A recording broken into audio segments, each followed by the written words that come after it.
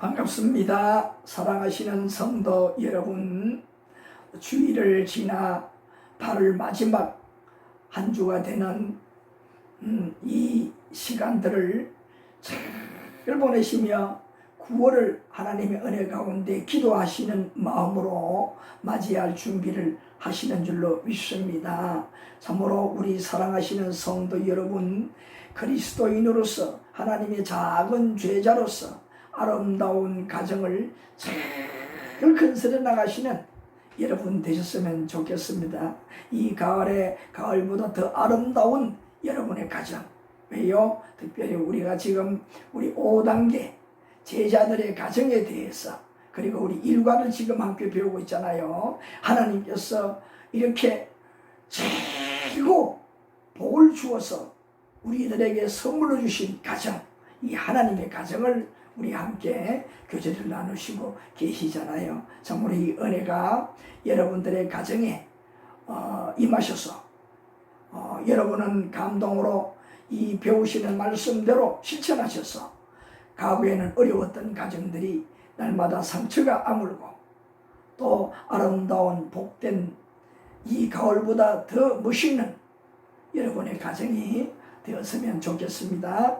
여러분 교재 152페이지 중간에 다 펴놓으시기 바랍니다. 우리가 그동안에 교제를 나누는데 하나님께서 우리 일과에서는 뭐냐? 주인이 된 하나님께서 세우신, 하나님께서 가장이신 이 우리 가정이라는 타이틀이잖아요. 그러므로 우리 가정의 주인은 누구냐? 어른은 누구냐? 하나님이라는 것이죠. 왜요? 아담을 지으시고 하와를 지으시고 그들을 주리하시고 에덴 동산 가운데 전원주택, 최고의 전원주택, 상상할 수 있는 파라다이스 전원주택을 건설해서 너 여기 살아라 이렇게 하면서 그 동산 안에 많은 과실과 아름다운 꽃들, 분위기, 여러 가지 이런 문화 조건을 만들어 놓고 하나님께서 마음대로 너희들이 누리고 살아라 하면 단 하나 조건이 뭐였습니까? 바로 그들에게 이제 동산 가운데 있는 선악을 알게 하는 나무의 열매만큼은 너희들이 따먹으면 안 된다. 너와 나의 이 약속이다. 만약에 따먹는 날에는 너희들이 정말 죽는다. 이런 약속 하나를 딱 했습니다. 그래서 하나님의 가정의 주인 어르신 그 대신 하나님께서 이런 약속 가정에 이렇게 가명을 허락해 주셨습니다. 그래서 그것을 우리는 하나님을 가정의 주인으로 모시는 우리는 꼭 생길 때에 그 복된 에덴 동산 파라다이스의 그 문명을 누릴 수 있는, 평화와 안식을 누릴 수 있는 우리가 되는 것입니다. 바로 우리의 조상, 인류의 조상 아담과 하와가 그렇게 누릴 수 있게 된다는 것이잖아요. 그렇게 이제 누리면서 하나님만 알고 동행하는 우리 인류의 조상 아담과 하와였는데 어느 날 어떤 일이 벌어졌습니까? 지난 시간에 보니까 바로 그 동산 안에 이 사단이 들어간, 마귀가 들어간 그 뱀이 동산에 혼자 거닐던 하와를 만나서 그를 데리고 동산 가운데 바로 하나님께서 딱 하나 약속을 지켰던 하나님의 가정의 이 주인이신 아버지 되신 그 하나님께서 약속하신 선악을 알게 하는 열매 앞에서 그 사단이, 그러니까 사단이 들어간 뱀이 하와를 멈추게 하고 그를 쳐다보게 하고, 야 하와야, 저 동산 가운데 있는 선악을 알게 하는 나무의 열매를 정녕 하나님께서 따먹지 말라고 했느냐. 그러니까 하와의 대답이, 하나님께서 다른 것을 다 따먹되 그거는 절대로 따먹지 말라. 먹는 날에는 죽는다고 했습니다. 죽는다고 했다. 이렇게 대답을 했어요. 그러니까 사단 마귀가 그 뱀을 통하여 말하기를, 아니다. 네가 그 열매를 따먹게 되면 눈이 밝아져서 하나님과 같이 될까봐 두려워서 그렇게 하나님께서 따먹지 말라고 한 거다. 속지 말아라. 그렇게 말하니까 그 말에 생각을 하면 할수록 정말 하나님이 그렇게 해서 그렇게 되기 때문에 금한 것처럼 느껴지게 되었어요. 믿어지게 되었다는 말이잖아요. 결국 나무를 한번 쳐다보고 그 뱀을 쳐다보고 다시 자기를 생각하고 막 하다 보니까 점점 마음이 변했어요. 정말 하나님이 그런 것 같다. 그러면서 뚜렷하게 선악을 알게 하는 나무의 열매를 주다 보니까 정말 너무나 먹음직한 거예요. 그래서 보면 자기도 모르게 끌려서 따먹고 말았잖아요. 따먹어도 아무렇지도 않았어요. 너무 맛있잖아요. 그래서 얼른 하나도 따서 자기의 남편에게 찾아가서 그 따온 선악을 알게 하는 열매를 권하여 이렇게 맛있다고, 이거 아무렇지도 않다고, 한번 먹어봐 당신도. 이런 과일 처음 먹어봤어? 유혹을 했겠지요. 그러니까 아담도 그것을 먹고 났는데 그때 하나님 앞에 큰 죄를 지은 줄로 알자 하나님이 정말 나타났어. 너희들 왜 그런 죄를 지었느냐, 따먹지 말라 했는데 그것을 따먹었느냐 하니까 할 말이 없잖아요. 그래서 결국 어떻게 하나님은 진노하여 그들을 이 에덴 동산에서 추방을 했습니다. 너희들은 이제 수고하고 땀을 흘리고 고생을 해야만이 살아갈 것이다. 평생 이 수고하고 땀을 흘리는 고통을 겪는 그는 저주를 받은 인생이 되었습니다. 그들이 그의 후손을 낳아서 그의 후손들도 모두가 다 그와 같은 후손이 될 수밖에 없었습니다. 그러니까 인류는 어떻게 되었을까요? 모두가 다 죄인의 후손으로서 다 죄인의 인류로 변하게 되었다는 것입니다. 자, 그런데 하나님께서 이러한 인류의 조상 아담과 하와에게 범죄한 그들에게 어떤 이와 같이 하나님의 가정, 하나님이 주인이신 이 가정을 이렇게 잘못되게 만든 아담과 하와에게 다시금 제 가정에 그러한 규칙을 만들어 주었습니다. 다시금 이 앞으로 죄를 지은 그 아담과 하와의 그 후예들이 살 그 가정의 모범이 어떤 것이냐 하는 것을 모범, 이 규정을 다시금 세워 주시게 되었습니다. 자, 그것을 오늘 우리 함께 교제를 나누시게 되겠습니다. 여러분, 교제. 자, 가운데 보게 되면 외갈로 2번. 자, 거기 무엇입니까?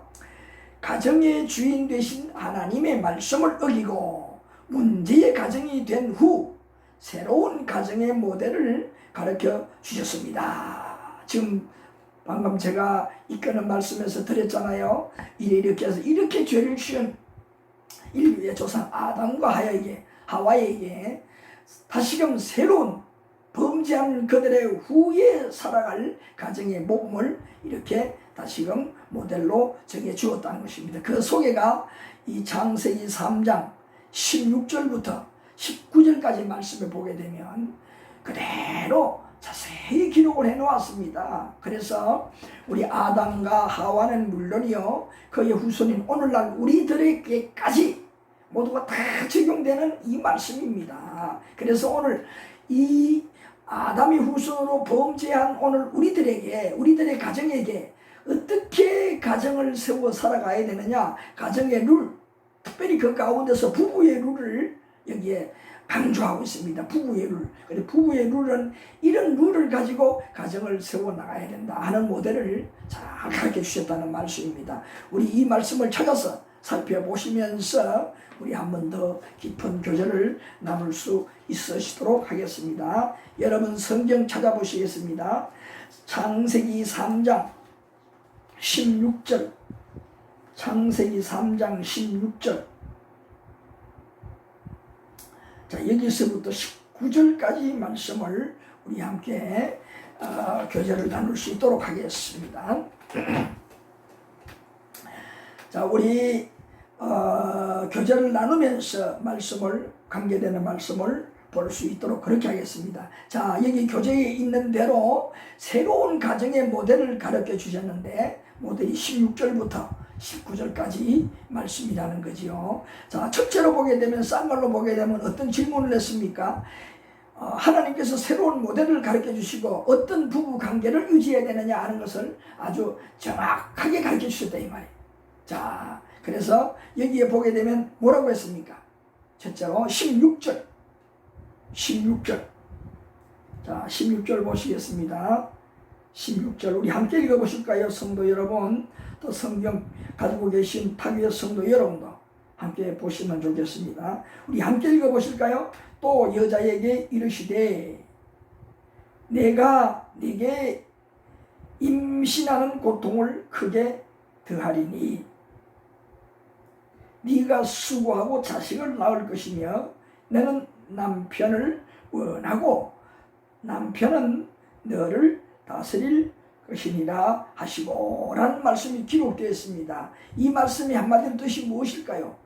여자가 아내가 되어서 가정에서 할 일이 무엇인가, 특별히 오늘 아는 것이 뭐 부부간이잖아요.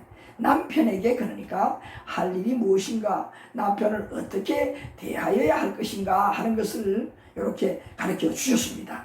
자, 첫째로 그거 보니까 가정에서 부부간에 여자가 무엇을 하게 되느냐 하는 것인데, 첫째로 보게 되면 임신, 출산의 고통을 안게 되었다 하는 겁니다. 그리고 여자가 이제 어떻게 했느냐, 이런 말씀을 볼 때에 에덴 동산에 사는 남녀의 부부로 그대로 유지되었더라면 이 방법 아니어도 후손이 이렇게 많이 번성할 수 있도록 다른 방법이 있을 수 있는 것으로 이 말씀에는 소개가 되지 않았지만 있는 것으로 볼 수밖에 없습니다.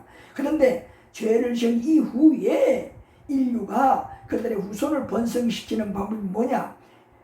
이와 같이 아기를 임신하고 그 다음에 출산하는 고통을 겪어서 우리 2장에서 그랬잖아요. 아담과 하와를 결혼시키고 나서 뭐라고 했습니까? 그들에게 이 땅의 모든 짐승들, 모든 것들을 잘 다스리고 또 자식을 많이 낳아 번성하고 그게 세상을 다스리는 장악하는 자가 되라. 후손의 번성함을 약속해 주었잖아요. 그런데 그 번성하는 후손을 그 번성케 하는 방법이 뭐냐? 임신, 출산하는 고통을 겪어서 여자가 이렇게 후손을 많이 퍼뜨리는 이런 일을 하도록 해 주었다는 겁니다. 이런 여자에게 뭐냐? 임신, 출산하는 고통이 이때 하나님께서 주어졌던 것입니다. 그래서 여인들이 이렇게 아이를 낳는 고통은 뭐냐? 이때에 하나님께서 만들어 주신 것입니다. 그 복대로 하나님께서 우리 인간을 창조하셨으니 이렇게 또 되도록 만들었다는 겁니다. 기계로 말하면 무엇입니까? 기계를 우리가 업그레이드를 다시금 이렇게 시켰다. 이런 방법으로 편리하게 될 수 있도록 그렇게 업그레이드를 시켰다. 이런 의미예요. 하나님께서 우리를 처음에는 그렇게 지으셨는데 후에 이 여인이 범죄한 후에는 어떻게 이 여인이 아이를 낳는 이런 과정을 겪도록 그렇게 이렇게 하나님께서 만드셨다는 거잖아요. 이런 고통. 그 다음에 두 번째로 보게 되면 여기 뭐냐? 남편을 원하고 라는 말입니다. 이 남편을 원한다는 뜻이 뭐냐? 이제 남편만 바라보고 남편의 뜻을 따르고 남편을 어떻게 꼭 붙들어라 이 말이죠. 남편과 함께 다녀라. 이 하와가 에덴 동산에서 일이 벌어질 때 어떻게 되었습니까? 홀로 그렇잖아요. 그 사단이 들어간 뱀을 만나서 그와 함께 선악을 알게 하는 나무 열매 밑으로 갔잖아요. 아담을 데리고 가지도 않고 홀로 자기 마음대로 그랬잖아요. 사귀도 없이 남편과. 그러니까 뭡니까? 이제는 뭐든지 네 혼자 남편과 붙들어 같이 꼭 붙어 다니면서 어떻게 남편을 통해서 무엇이든지 될 수 있도록 그렇게 소통의 원리를 가져라. 문제 해결의 원리를 만들어라. 이것이 너희들에게 쉽게 말하면 원리다. 남편을 통해서 이렇게 남편을 꼭 붙들고 남편을 통해서 모든 것을 이루어가는 이러한 권한을 만들었다는 겁니다. 그러니까 뭡니까? 이 여인에게 하와에게 이 임무는 뭡니까? 남편만 붙들고 사는 거라 이 말이에요. 남편만 붙들고 사는 것이 그에게 이와 같이 범죄한 후에 하와에게 주어진 그 가정의 아내로서 할 도리라는 거예요. 남편만 붙들고 사는 것이 바로 누구냐? 아내의 도리. 그럼 오늘날 이때도 똑같은 겁니다. 하나님의 진리는 변하지 않습니다. 세상은 변하지요. 세상이 사람들이 뭐라 그럽니까? 어떤 세상인데 이 말은 뭡니까? 세상이 변했다는 거잖아요. 하나님 말씀이 완전히 180도 변했다는 거잖아요. 그리고 이것은 지금 오늘날 세상은 어떻게 됐다는 겁니까? 이 풍조가 하나님의 뜻대로 살지 아니하는 완전히 어긋난 하나님께서 심판을 할 수밖에 없는 세상으로 변해져 갔다는 겁니다. 예? 그래서 우리 그리스도인들은 본래의 이 가정의 모습으로 돌아가려고 하고 변질되지 않으려고 몸부림치는 그런 가정들이 되어야 하나님의 가정으로서 복된 가정으로서 우리가 어떻게 해요? 하나님의 복을 받는 가정을 잘 자손 대대로 꾸려나갈 수 있다는 겁니다. 자, 그리고 또 하나 세 번째로 보게 되면 뭐라고 했습니까?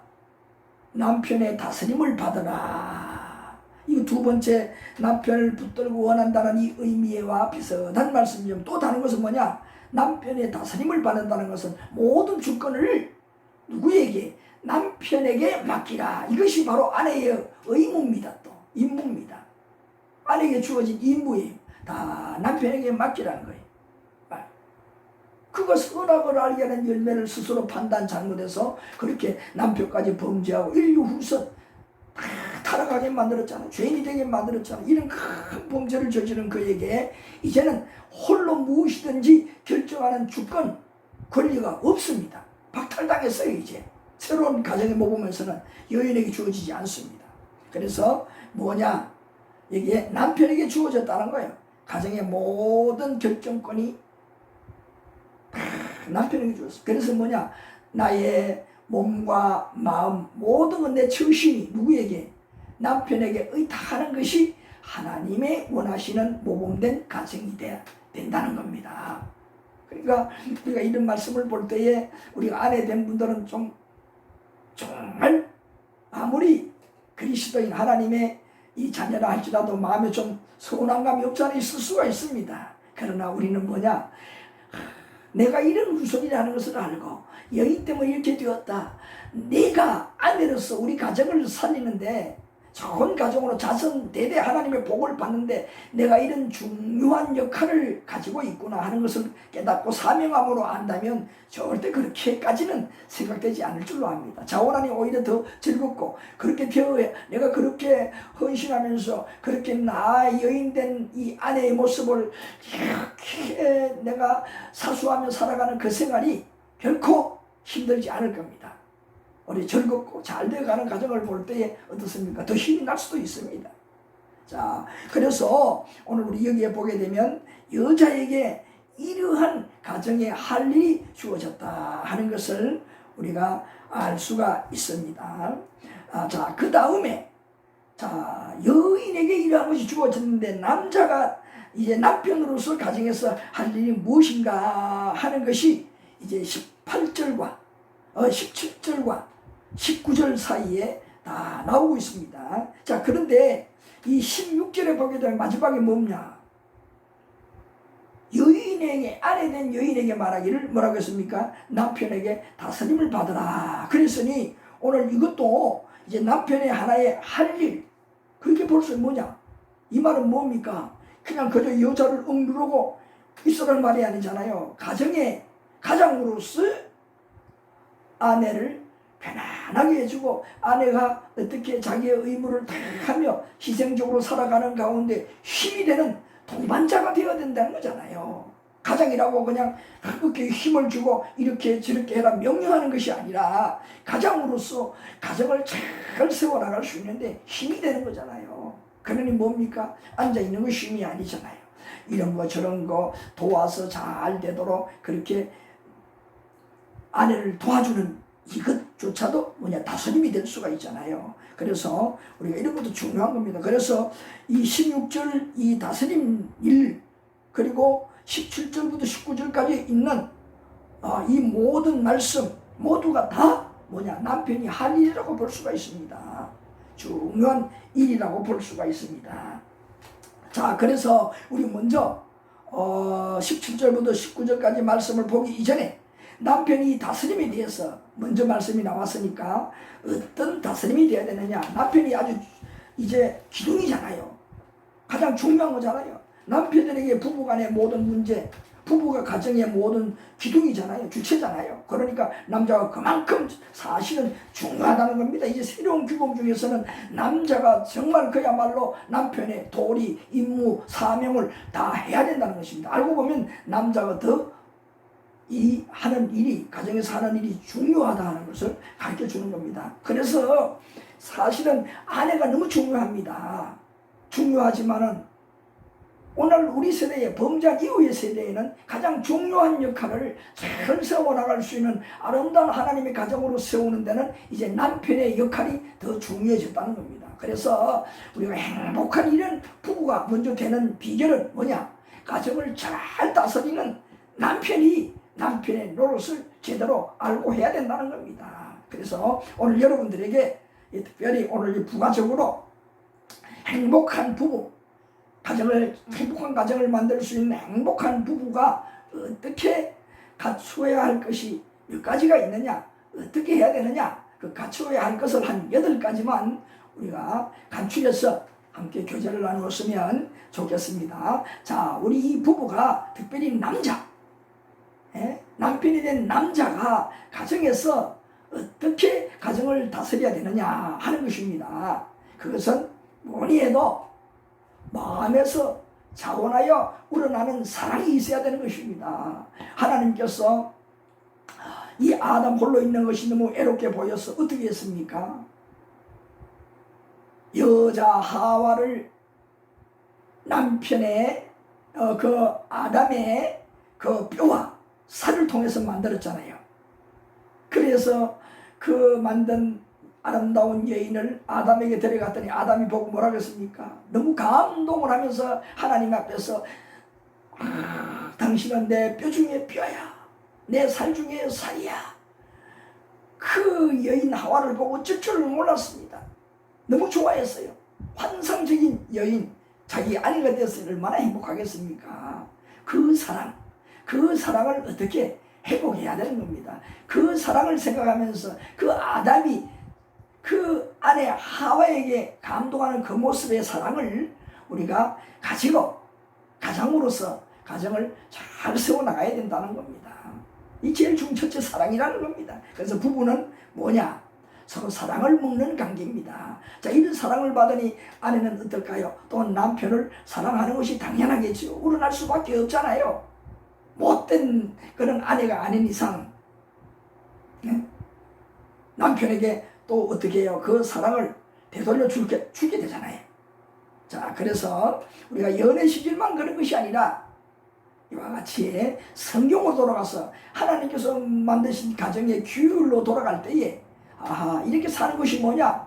오늘 우리 세대에는 이렇게 살아라고 한 대로 살아야만이 가정에서 우울을 범하는 죄를 범하는 이런 죄를 짓지 않는 것이다 하는 것으로 우리가 답을 얻어서 열심으로 노력하고 또 마음 또 내 가정을 잘 세우기 위해서 우러나오는 그 마음으로 가정을 세워가지 않겠습니까?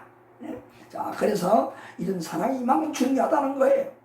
연애 시절뿐만 아니라 이제 가면 갈수록 하나님의 말씀을 알면 알수록 우리의 가정은 우리 하나님께서 주인이시고 이렇게 잘 세우는 가정이 되라고 우리가 새롭게 모델을 주시는데 오늘 이 세대는 거꾸로 살지만 우리는 하나님의 말씀을 따라 이렇게 자원하여 세워가는 아름다운 가정으로 내가 만들어 가야지 이런 마음으로 스스로 부부가 이런 마음을 가지고 만들어 간다면 아름다운 가정이 될 수 있다는 거죠. 첫째 사랑을 가지고 이렇게. 자, 그 다음에 두 번째로는 감사한 마음이 항상 있어야 되는 겁니다. 이 감사하는 마음은요,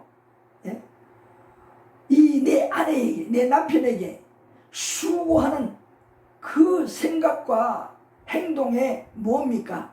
그 가치를 인정해 주고, 이런 일 이만큼 고생했어. 이거 얼마나 힘든 것인데 해냈네. 고마워 여보, 감사해. 부부가 서로 그렇게 해주는 거예요. 자기 진정이 우러나서 그렇게 할 때에 그 수고한 그 아내가 수고한 걸 싹 잊어버리고 또 그 감사함을 받아 더 신명이 나는 거예요. 마찬가지 남편도 똑같습니다. 아내가 그렇게 대해줄 때 얼마나 바깥 일에 힘들었어, 이 일에 힘들었어, 고생했어. 우러나오는 말 한마디에 남편은 모든 그 수와 밖에서 큰 스트레스 받은 것이 구름 끝이 또 싹 사라지는 거예요. 그 감사를 항상 표현하는 사소한 일에도 어떠냐, 이 감사를 표현하는 노력이 부부간에는 진짜 중요합니다. 예? 감사한 만큼 또한 무엇이겠습니까? 서로 잘못하는 일도 있잖아요. 그럴 때는 서로 잘못했다고 미안하다는 것도 마음이 우러나서 표현하는 것도 또 중요하다는 것도 아울러 여러분 기억하셔야 됩니다. 다 잘하는 것만 나 잘하는 건 줄 알았는데 지나고 보니까 잘못되는 것들 많잖아요. 그럴 때는 또 우러나서 내 잘못했네 그럴 줄 알았는데 정말 미안하네 어떻게 하면 좋지? 미안해 다음부터 잘할게. 이거 얼마나 멋있습니까? 우러나면 그것으로 싹 끝나버려요. 싹 잊어버려져요. 자, 그런 감사의 표현. 그 다음에 세 번째로는 서로 이 이해를 잘해야 합니다. 서로 이해를 잘해야 돼. 이해한다는 것은 뭡니까? 상대방 입장을 생각하는 거 아니겠어요? 여기에 충돌이 이해의 충돌이 얼마나 많이 일어나는지 모릅니다. 많은 사이에 감사할 줄 모르고 이해할 줄 모르는 여기서 가정 부부의 사달이 너무 많이 일어나는 거예요. 독단적으로 해버리게 되고 고마운 줄도 모르게 되고, 그러니 뭡니까? 상대방 생각하지 않고 혼자 독단적으로 생각하고 행동을 하게 되고 일을 추진하게 되고 하니 뭡니까? 상대방은 반발이잖아요. 문제가 일어나잖아요. 부부가 원만할 수가 없어요. 되는 일도 안 된다는 거잖아요. 그래서 이해가 얼마나 중요한지 모릅니다. 그래서 상대방, 아내만 아내, 남편 그 입장이 되어서 그 일들을, 그 모습을 보고 생각하고 준비하고 하는 겁니다. 진행하는 거예요. 마무리할 때까지. 이것이 참 중요한 겁니다. 부부는 그 어떤 동업하는 직장에서만 그게 아닙니다. 가정의 모든 하나부터 열까지 꾸려나가는 것이 부부간에 해결하는 것이 돼야 된다는 겁니다. 부부간의 아이디어에서 나오고 부부간의 그 행위에서 나오는 그 모든 결정, 그 모든 마무리가 될 때에 뭡니까? 잘 되든 못 되든 부부가 같이 동감하잖아요. 같이 책임지잖아요. 잘된 건 같이 잘했어. 고마워. 서로 부둥켜 안고. 잘못된 거는 아이고 그래 미안해. 아니야 나도 그랬어. 그런 줄 알았는데 서로 같이 그 부담을 하잖아요. 그러니 문제가 될 게 없잖아요. 예? 다툴 일이 생길 수가 없어요. 이해를 하게 되면. 자기 자존심도 낮춰. 그렇게 하니까요. 얼마나 귀한 것입니까? 그래서 우리 여러분 부부가 서로 어떻게 해야 될까요? 이와 같이 내 마음의 턱을 낮추어서 내 자신을 낮추면서 내 아내를 높이고 내 남편을 높여주면서 자존심 상하지 않게 그렇게 모든 일에 가정생활을 해나간다면 문제 안 생기잖아요. 그저 세상에 주변에 얼마나 또 봅니까? 일이 되지 못해서 불평불만하고 문제가 터지고 사건 사고 나는 것도 얼마나 많습니까? 요 사이요. 다 여기에서 일어난다고 볼 수가 있어요. 네? 이런 일이 비일비재하고 계속 가정에 아예 다 뿌리가 내려 있다면 어떻게 될까요? 남편이 또 곧 이제 마지막 우리가 또 함께 교제를 나누겠지만은 아내가 서로 신용 믿음이 없어요. 그러니까 살아야 하나 말아야 하나 눈을 자꾸 바깥으로 돌리잖아요. 그럼 점점 더 가정이 무너져가는 가정, 허물어지는 가정, 언젠가는 큰 사건 사고가 일어나는 가정이 될 수밖에 없다고 누가 보장하겠습니까? 그렇게 되는 거예요. 그래서 결론적으로 말하면 우리 하나님의 방법, 오늘 범죄한 아담과 하와 인류의 후손 우리가 성경에서 다시금 새롭게 우리에게 가정의 모델로 준 이 가정으로 돌아갈 때에 가장 행복한 가정이 될 수 있다는 겁니다. 믿으시기 바랍니다. 여러분 꼭. 그래서 이렇게 이해를 할 줄 알고 그 다음에 또 하나는 서로 보살펴야 되는 겁니다. 서로 보살피는 것이 뭐냐? 서로 돕는다는 의미입니다. 서로 아끼고 서로 돌아보아 주는 것, 상대방에게 배려해 주는 이런 태도, 관심, 이것이 계속 지속이 될 때에 어떻습니까? 내 아내 최고, 내 남편 최고, 이런 마음이 생겨요. 예? 그래 이런 아내와 살고 있으니, 이런 남편과 살고 있으니, 그래서 생각만 해도 그냥 막 마음속에서 힘이 돋아나지 않겠어요? 예? 이렇게 서로 보살필 줄 아는 이런 부부가 돼야 되고, 그 다음에 또 부부는 진실해야 된다는 겁니다. 부부는 이렇게 진실해야 되는 거예요. 무슨 말이라도 말하는 그것을 믿을 만한 그런 진실한 그것이 모든 머리끝부터 발끝까지 서로 부부에게 배어 있어야 된다는 겁니다. 이 진실함이 없을 때에 상대방이 말할 때에 까우뚱 이런저런 생각 저울질을 하면서 상대방과 의논해 가는 거예요. 부부간에 의논이 된다는 겁니다. 예? 못 믿으니까. 그래서 여러 가지 사랑, 애정 이런 것들이 가식적으로 표현하는 것들이 절대 없어야 됩니다. 뭔가 숨기는 듯한 것이 그렇게 뉘앙스가 되어서도 안 된다는 거예요. 말 한마디 모든 행동에서도 뭐냐, 내 남편을 위해서, 아내를 위해서 진실되게 진심으로 말하고 행동하는 자, 부부간에도 농담할 게 따로 있습니다. 부부간에 오히려 농담을 더 조심해야 되는 거예요. 상처가 될까봐. 일평생 나와 같이 살잖아요. 다른 이웃 동료들은 직장생활 할 때만, 또 같이 사업을 할 때만, 아니면 이웃이 될 때만 함께 하잖아요. 영원하지 못해요.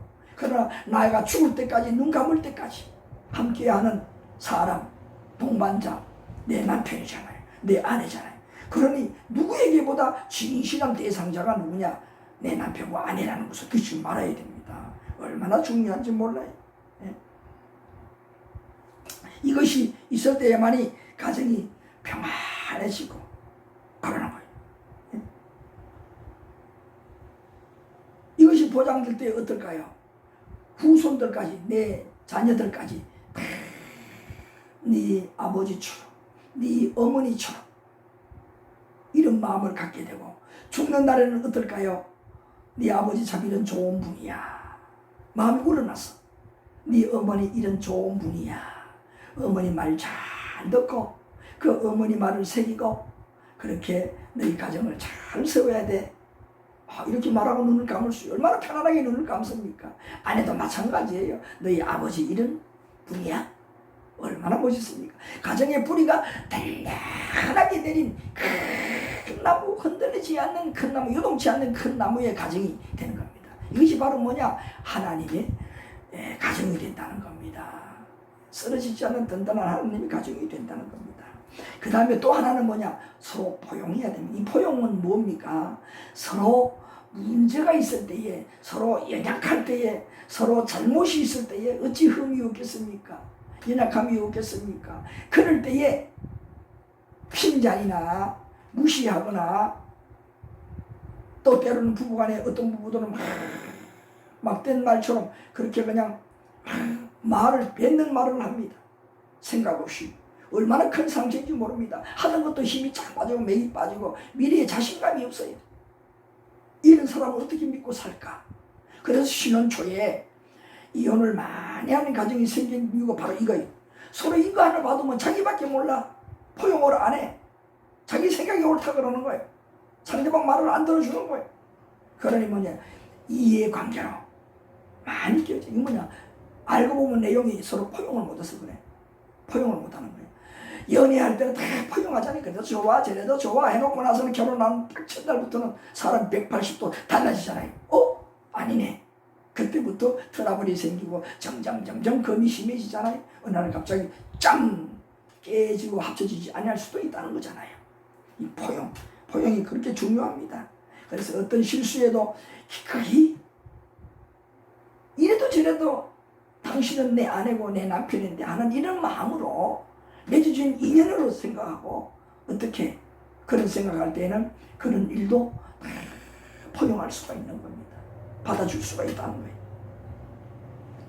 그 다음에 이제 믿음이라는 것이 얼마나 중요한지 모릅니다. 믿음이라는 것은 뭐냐? 상대방 이 말과 행동을 믿어준다는 거잖아요. 부부간에 이거보다 중요한 것이 없습니다. 이 믿음이라는 것은 뭐냐? 앞에서 한 이것들 전체를 통해서 내 아내를, 내 남편을 내 스스로 마음속으로부터 완전히 그렇게 인정하는 그것이 곧 나에게 무엇이 되느냐? 남편이면 남편에게, 아내면 아내에게 믿음이 되는 겁니다. 그러고 나면 항상 어떻게 해요? 어떤 일 가운데 잘된 일도 못된 일도 긍정적으로 생각하게 되는 거예요. 그러니까 뭐냐, 수습하는 일에 서로 부부가 하나가 되어서 수습을 하니 잘 수습될 수밖에 없어요. 힘을 합쳐서 하니까. 예? 그래서 신뢰가 이렇게 서로 다 구축이 되었을 때는요, 가정에 어떤 문제가 발발을 해도 터져도 크게 요동치 않는 거예요. 얼른 수습이 된다는 말씀이 얼마나 귀한지 모릅니다. 그 다음에 마지막 하나 더 있다면 그것이 뭐냐, 항상 존중, 서로 존중해 줘야 되는 거예요. 부부보다 존중해야 될 사람이 없어요. 밖에서 존중해 주는 거는 어떤 의미에서는 뭡니까? 내가 그 사회생활에서 좀 더 내가 존중을 받기 위해서 사람의 심리가 어떻습니까? 내가 상대방에게 막 무시를 당하면 뒤에만 와봐라, 나도 너한테 막 가만히 안 줄 거다. 이거 뭡니까? 상대방 무시하고 꾹 누르고 싶다는 거 아닙니까? 예? 예? 나쁜 말로 그냥 상대방 그냥 쓰러지게 한다는 거 아닙니까? 예? 부부간에 똑같습니다. 부부는 어떻습니까? 평생 살아가고 내가 죽는 날에 내가 또 아파서 덜어놓으면 내 모든 시중을 다 들고 간병할 사람이 바로 내 아내가 될 수가 있고 내 남편이 되니 그 사람들이 우리 집에 와서 그렇게 안 해주잖아요. 싫으나 좋으나 나를 그렇게 간호할 사람은 내 아내가 하는 거잖아요. 내 남편이 하는 거잖아요. 자, 이런 것을 생각할 때에 어떻습니까? 평소에 어떤 가정 속에서도 존중해 줄 수 있잖아요. 남편을 귀하게 여길 수 있잖아요. 말 한마디부터 그래 함부로 농담도 하지 않고 남편을 무시하는 말 하지 않고 배려하게 되고, 예? 그런 날 생각할 때에 그렇게 해줄 사람은 이 사람밖에 없는데, 내 남편밖에 없는데, 아내밖에 없는데, 이런 마음을 내 마음속에서 가득 채우기 때문에 모든 삶 속에서 아내를 존중할 수 있는 거예요. 그래서 꼭 뭐 남편에게 뭐 했습니까? 어떻게 할까요? 아내에게 그렇게 하라는 말이 아니, 남편에게 그렇게 하라는 말이 아니고 말 속에 뉘앙스 속에서 그렇게 받드는 그런 말의 뉘앙스, 행동이 있어야 된다는 겁니다. 그래서 절대로 부부가 동행하는 그러한 어떤 동창회라든지 아니면 그런 회의 모임에 갔을 때에는 특별히 조심할 것이 뭐냐, 내 남편의 흠이나 내 아내의 흠을 쉽게 그 동창이나 다른 사람들에게 노출시키는, 내가 입으로 말해서 안 된다는 거예요. 예? 그저 미화를 하거나 그렇게 하는 건 할 수가 있지만은 그저 노골적으로 드러내놓고 내 남편은 이런 남편이다, 내 아내는 이런 아내다 하면서 흠이 되는 것을 막 늘어놓는 그런 아내 남편들이 없잖아, 많습니다. 그리고 그분들이 듣는 분들이 그냥 웃고 농담처럼 받아주지만은 속으로는 뭡니까? 그 사람들 앞에 우리 부부를 스스로 깎아내리는 부부. 그 사람들 야 좋은 부부라 칭찬하지 않습니다. 에이구 그런 부부 같이 알았는데 별거 아니구나. 저들도 뭐 저렇게 사는구나. 예, 하자는 부부로 우리를 추락시키는 거예요. 그 사람들의 이미지 속에서. 그럼 좋은 대우를 받겠습니까? 아니잖아요. 그러나 그들에게 좀 그런 모습이 있는 것 같아도 서로 위하는 그 모습을 볼 때에 야 참 부럽다, 참 좋은 부부다, 야 그렇게 생각하지. 여러분 그게 맞는 거 아닙니까? 절대 여러분 남 앞에 남편이나 아내 된 자들의 그 흠을 이야기를 함부로 노출시키지 말아요. 미화를 시키는 건 할 수가 있어요. 개선하기 위해서 적당하게 아름답게. 그렇지만은 그런 것들조차도 남들에게는 너무 그렇게 드러내고 길게 화제거리를 만들면 결국은 뭡니까? 우리 가정에 문제가 많은 것밖에 노출이 안 되는 겁니다. 그래서 부부는 어디 모임이나 또 부부간에 개인적으로 있을 때에도 항상 이 존중하는, 같이 이렇게 좀 문제가 있는 그런 대화나 행위도 미화할 줄 아는 자가 돼야 돼. 이러니 저러니 그거밖에 안 되는 식으로 말을 하는 행동은 절대 우리 부부간에는 삼가해야 된다 하는 그 말씀입니다. 자, 한 8가지 우리 함께 생각을 해보았는데, 사실 이 모든 것들이 주체가 누가 되어야 되느냐? 남자가 먼저 그렇게 해야 됩니다. 남자가. 남자가 그렇게 돼. 여자는 연약하잖아요. 그렇기 때문에 남자가 먼저 그렇게 해야 돼요. 그렇게 하는데도 불구하고 여자가 어디서 배워왔는지, 어디서 그냥 그런 걸 그냥 알고 있었는지 엉뚱한 짓을 할 때 참 마음이 괴롭지만은 그래도 남자가 노력을 해야 되는 거예요. 이런 성경에서 하나님께서 제시한 이 가정의 룰, 이 룰을 가지고 살려고 가정을 이런 방법으로 다스려 가려고 노력하는 이런 남편이 될 때에 언젠가는 아내도 감동을 받을 수가 있고, 그리고 또 자녀들이 그런 모습을 보고 아버지의 잘하심을 보고 자녀들도 배우게 되는 거고, 어느 한순간에 그런 아버지의 아름다운 다스림을 통해서 가정이 그렇게 다 미화가 되어 간다는 말씀입니다. 좋은 가정으로 변모해 갈 수가 있다 하는 그 말씀입니다. 자, 이것을 먼저 우리가 다스림이 얼마나 중요하다는 것을, 다스린다고 내가 남자가 에헴 하는 옛날에 우리 조선시대처럼 4대주의 사상으로 그렇게 하는 것이 아니라, 남자가 그만큼 골고루 전체적으로 아름다운 다스림, 통제력을 가지고 주권을 가지고 가정을 잘 세워나가야 된다는 것이 더 중요하다는 것을 이 성경에서 가르쳐주고 있는 거예요. 다스리라고 여자가 이렇게 죄를 짓게 만들었으니 그 하와를 무시해라, 꼭 지고만 올가매고 있어라, 그게 아닙니다. 자, 그리고 남자에게 오늘 성경 말씀에서 다른 이 중요한 어떤 것들을 이와 같이 할 일로 제시했느냐, 그것을 살펴보겠습니다. 자, 여기에 18절, 자, 여러분 18절 보시기 바랍니다. 18절, 17절부터. 자, 제일 하반절에 보게 되면 어떤 말이 있습니까? 너로 말미암아 저주를 받고 너는 내 평생 수고하여야 그 소산을 먹을 것이다. 17절 말씀에 보니까 앞에 말씀은 오늘 이 할 일에 상관이 없는 것이고, 자, 뒤에 끝에 보니까 선악을 알게 하는 그 약속, 아담이 하와와 약속한 거 아니잖아요. 처음에 하나님이 약속하기를 너는 동산 가운데는 있는 선악을 알게 하는 열매를 따먹지 말라, 이 약속을 하기에는 아담과 약속을 했습니다. 그렇기 때문에 아담에게 하나님께서 축복을 한 것이라고 볼 수가 있습니다.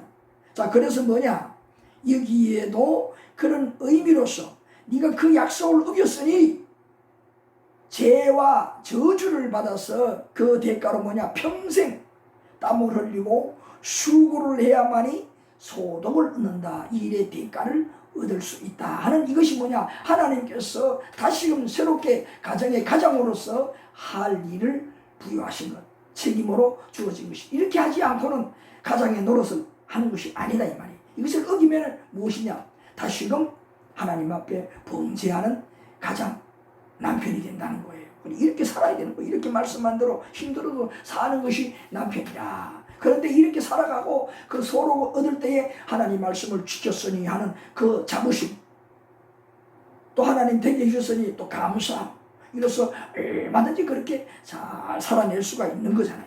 그 다음에 두 번째로 보게 되면 18절부터 19절의 내용인데, 자, 이렇게 힘들게 수고하여서 소득, 그렇게 수입을 얻고 가정에 살아갈 수 있는, 생계를 할 수 있는 그런 능력이 된다, 이 말이죠.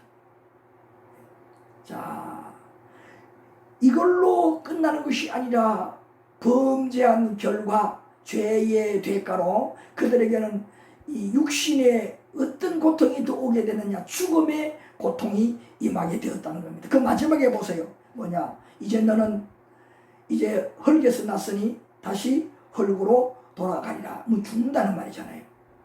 흙으로 돌아간다는 말이 뭡니까? 흙에서 났으니까 흙 속으로 간다, 이 말이에요. 그래서 사람이 죽으면 어떻게 하는 겁니까? 다 그 본성으로, 하나님의 말씀이 본성, 본능으로 어떻게 됩니까? 사람이 죽으면은 다 땅속에다가 묻잖아요.